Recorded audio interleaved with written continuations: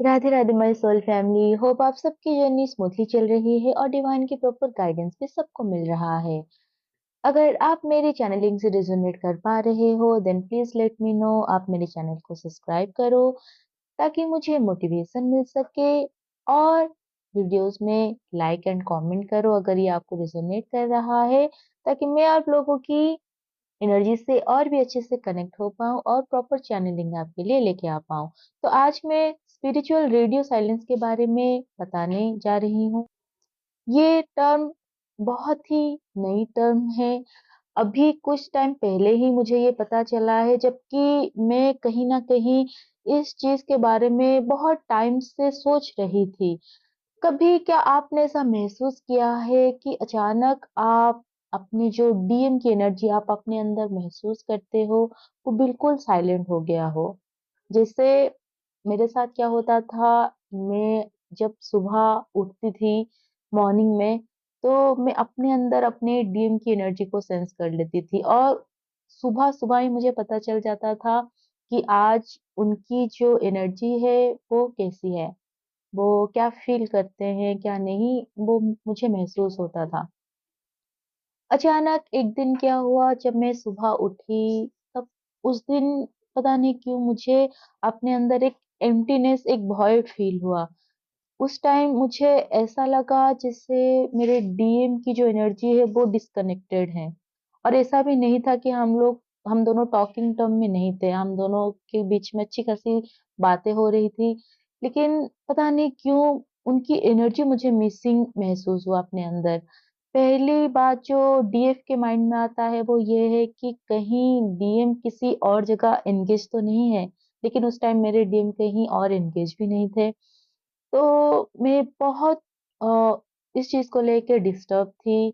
फिर कुछ टाइम के बाद अभी रिसेंटली मुझे एक पोस्ट मिला, जो कि मेरी एक मेंटर है, जिनको मैं बहुत ही मेरी जर्नी की जो फर्स्ट मुझे पता चला था, उन्हीं से ही पता चला था।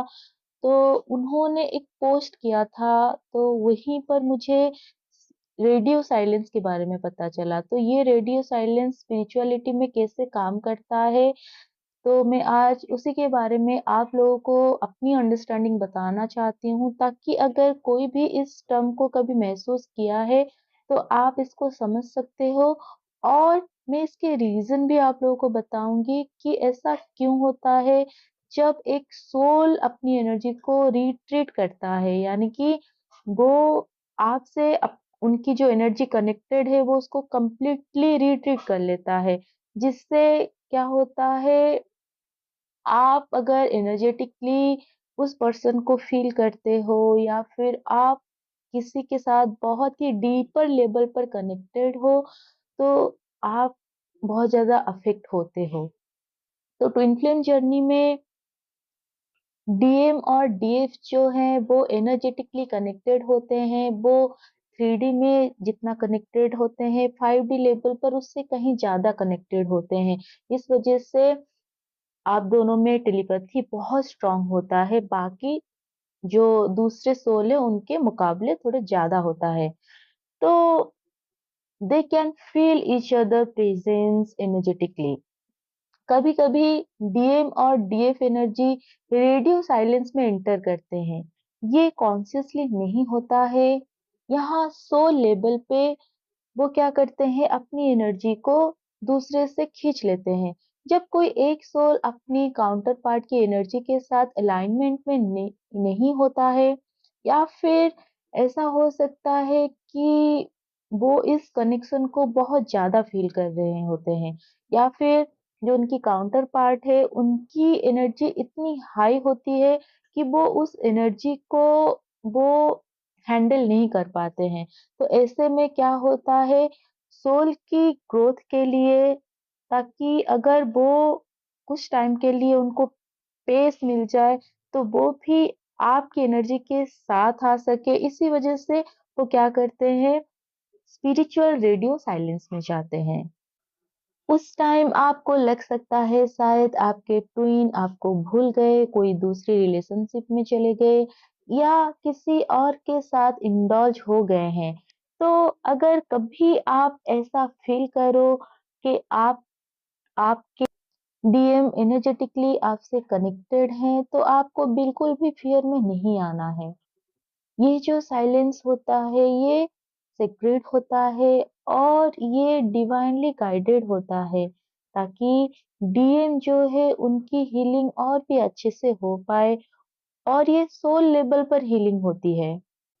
इसके पीछे एक और भी कारण है कि अगर आप डीएम से बहुत ज़्यादा कनेक्टेड हो, आप एनर्जी लेवल पर बहुत ज़्यादा हाईली सेंसिटिव हो, तो ऐसी सिचुएशन में आपको इसीलिए आपके डीएम डालते हैं या फिर डिवाइन डालते हैं, ताकि आपके अंदर अगर कुछ हाइड होकर एनर्जी है जो हील नहीं हुआ है, वो हो सके। क्योंकि जब तक आप डीएम के साथ जुड़े रहते हो, कहीं न कहीं आप उस हीलिंग के ऊपर ध्यान नहीं दे पाते हो। इस वजह से डीएम क्या करते हैं, वो रेडियो साइलेंस में जाते हैं ताकि आपकी सोल को एक शॉक दिया जाए, जिससे आप शेक हो जाओ और उससे आपकी जो भी हीलिंग नेचुरली नहीं कर पाते हो आप, वो डिवाइन करा देते हैं, ऐसी शॉक देकर, जो कि सोल शॉक भी एक होता है, क्योंकि एक डीएफ के लिए ये बहुत बड़ी सोल सॉक होता है जब वो अपनी डीएम की एनर्जी को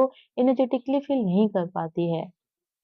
तो आप कैसे श्योर होंगे कि ये जो रेडियो साइलेंस है वो बस कुछ ही टाइम के लिए है, ये लॉन्ग टाइम के लिए नहीं है? तो ये बहुत आसान है। आप नोटिस किए होंगे ड्यूरिंग सेपरेशन टाइम पे डीएम भले ही साइलेंट हो जाए, इवन थर्ड पार्टी में भी जाने के बाद आप उनकी एनर्जी को अपने अंदर फ़ील करते हो। पर अगर आप बहुत ज़्यादा उनको चेज़ करते हो या फिर जब आप उनकी थर्ड पार्टी को लेकर बहुत ज़्यादा ऑब्सेस हो जाते हो या फिर आप स्टक हो जाते हो, तब भी क्या होता है, डीएम एक बार या फिर कुछ टाइम के लिए वो एनर्जेटिकली आपको ब्लॉक कर देते हैं।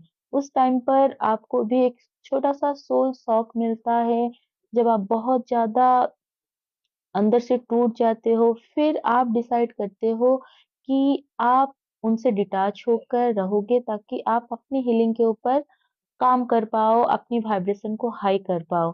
तो जब भी जिस टाइम फ्रेम में आप स्टक होते हो, डीएम इसी तरह आपको कुछ ना कुछ करके सोल सॉक देते हैं या फिर ये डिवाइन की तरफ से भी होता है, ताकि आपको एक स्पीड मिल सके।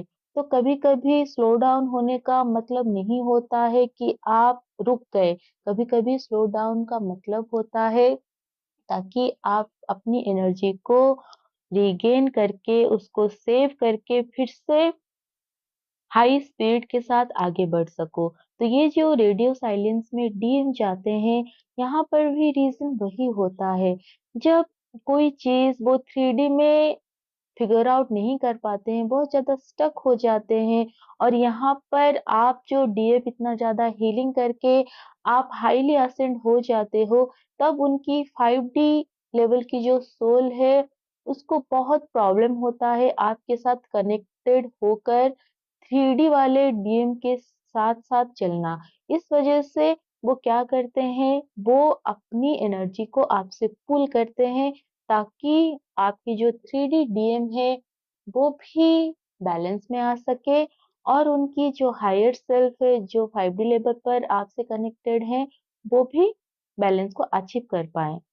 तो ये बहुत सिंपल है, शायद आपको थोड़ा-सा डिफ़िकल्ट लग सकता है क्योंकि जब भी कोई नई टर्म हम सुनते हैं, तो हमें थोड़ा-सा उसको अ अंडरस्टैंड करने में प्रॉब्लम होता है, लेकिन ये बिल्कुल वैसा ही है जब डीएम बहुत लंबे समय तक कार्मिक के साथ फँसे रहते हैं, स्टक हो जाते हैं या फिर उनकी कोई एडिक्शन बहुत हाई लेवल पर चला जाता है और उस टाइम पीरियड में जब आप हील करके डीएम को एनर्जी देना बिल्कुल बंद कर देते हो, आप उनसे पूरी तरह से डिटैच होके सेल्फ लव करते हो, तो डीएम आपको रिफ्लेक्ट करते हैं, उनके अंदर सेल्फ लव डेवलप होता है और वो जो भी सिचुएशन में स्टक होते हैं, वो उससे बाहर निकल के आते हैं। तो ये जो स्पिरिचुअल रेडियो साइलेंस है, वो भी ऐसे ही काम करता है। जब 3D वाले जो डीएम हैं, वो बिल्कुल ही एक कम्फर्ट ज़ोन में रह जाते हैं क्योंकि 3D वाली जो डीएफ होती है वो कॉन्स्टेंटली डीएम को एनर्जी देती है। उन कहीं न कहीं जो भी उनकी हीलिंग है वो डीएफ से बहुत ज़्यादा मिल जाता है। तो इस वज़ह से क्या होता है, जो 5D लेवल के डीएम हैं, जो हायर सेल्फ है, वो अपनी एनर्जी डीएफ से पूल कर लेते हैं ताकि वहाँ पर डीएफ को एक सोल सॉक मिले, और जब डीएफ को सोल सॉक मिलता है तो कहीं न कहीं उनकी जो ध्यान होता है वो डी 3D वाले डीएम से हटकर 5D लेवल के डीएम के पास चला जाता है, और यही टाइम जो एक छोटी-सी गैप होता है उससे 3D के जो डीएम होते हैं वो हिल जाते हैं, और उनकी जो भी हीलिंग होती है, जो स्टक एनर्जी होती है वो रिलीज़ हो जाता है। तो यही है डिवाइन की गाइडेंस जो मुझे इस टॉपिक के ऊपर आज मिला था। होप अगर कोई भी सोल इस चीज़ को फ़ील किया है तो प्लीज़ मुझे कमेंट करना, ताकि मुझे मोटिवेशन मिले। एंड आई होप आप सबकी जर्नी बहुत ही अच्छे से पूरी हो। आप सब लोगों की यूनियन हो के आप मदर अर्थ को सर्व करो। यही राधा रानी से मेरी प्रेयर है। Radhe Radhe. God bless you all.